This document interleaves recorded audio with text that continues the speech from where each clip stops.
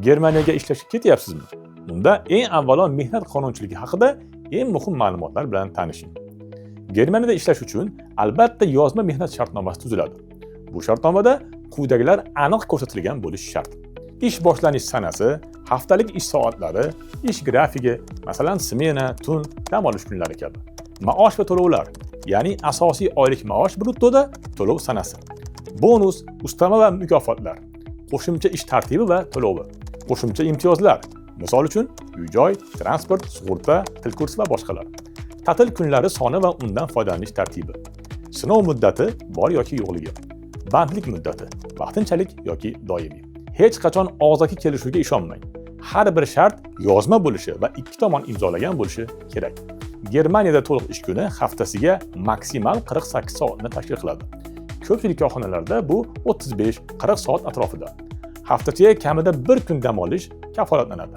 2026-yildan boshlab Germaniyada minimal oylik ish haqi soatiga 13.90 yevro qilib belgilangan. Lekin bu brutto miqdor va bundan pensiya sug'urtasi, tibbiy sug'urta, ishsizlik sug'urtasi, soliq kabi ijtimoiy sug'urta va soliqlar ushlab qolinadi. Ish haqingiz qog'ozda brutto va qo'lda olinadigan netto miqdorda ko'rsatiladi.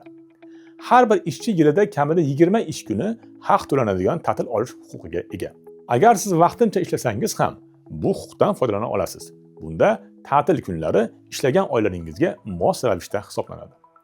Germaniyada sizni ishdan bo'shatish uchun korxona qonuniy asosga ega bo'lishi va kamida 2 hafta oldindan yozma ogohlantirish yuborishi kerak. Bu ogohlantirishda sabab, bo'shatish muddati va boshqa tafsilotlar aniq yoziladi. Germaniyada qonunlar qat'iy va ularning amal qilinishi nazorat qilinadi. Agar siz shartnomani o'qimasdan imzolagan bo'lsangiz yoki o'zingizning huquqlaringizni bilmasangiz, bu holat sizning javobgarligingizda bo'ladi. Shu bois har doim shartnomani o'qing, tushunmagan joylaringizni tarjima qildiring yoki maslahat oling. Yodda tuting, har qanday huquqiy masalada yordam olish uchun mehnat inspeksiyasiga murojaat qiling.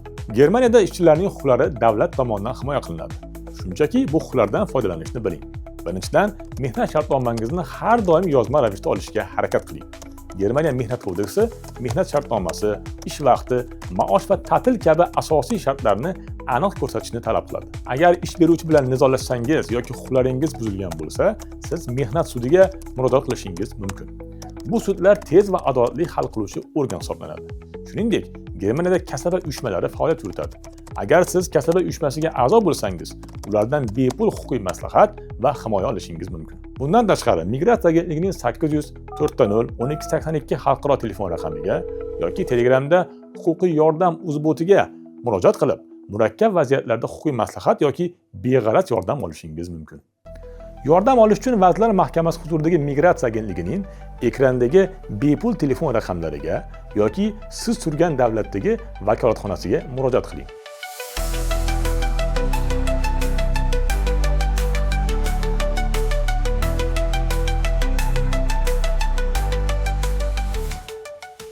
Agentlik vakolatxonalari mavjud bo'lmagan xorijiy davlatlarda fuqarolarga O'zbekiston Respublikasining xorijdagi diplomatik vakolatxonalari va konsullik muassasalari orqali yordam ko'rsatiladi.